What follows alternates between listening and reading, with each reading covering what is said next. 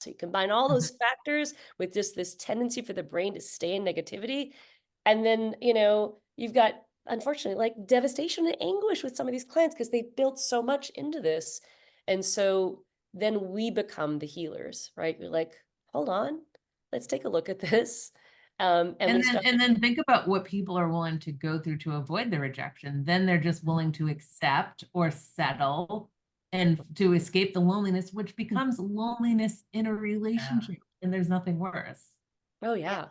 And I Yeah. also want to, I do want to add also, though, that I'm going to play a little bit of devil's advocate here, that, when a client comes in and they're digging their heels in with all the reasons why this person rejected them, there is a reason that they're doing that too. And so for us to, really be aware that this is their protective mechanism coming in, right?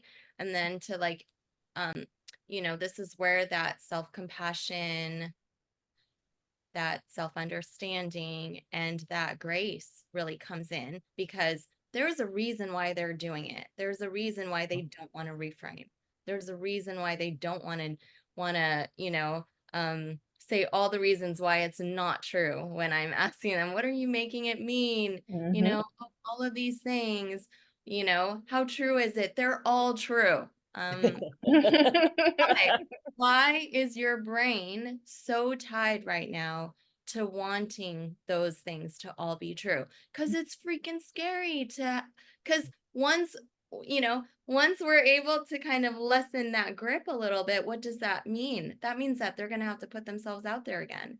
They're going to have to take that emotional risk again. They're going to have to go out there, and potentially get rejected again over and over, and all the feelings and all the things and all the things we're making it mean.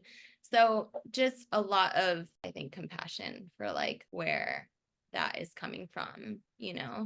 and to recognize that and acknowledge that yeah, of course you're not going to want to reframe right now. It's fine. It's Yeah. okay.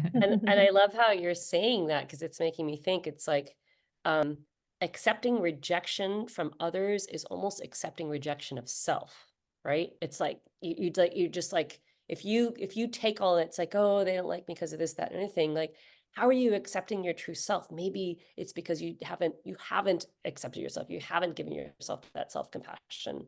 And so there's a piece of that where you're like, well, are you going to sit there and accept the fact that this person doesn't like you because he wore a blue dress instead of a red dress? No, of course you're not. So like trying to like unpack these layers of why they might be feeling the rejection, um, can lead to this idea that, oh, they're just not accepting the parts about themselves that are amazing. Like, go back to that, right?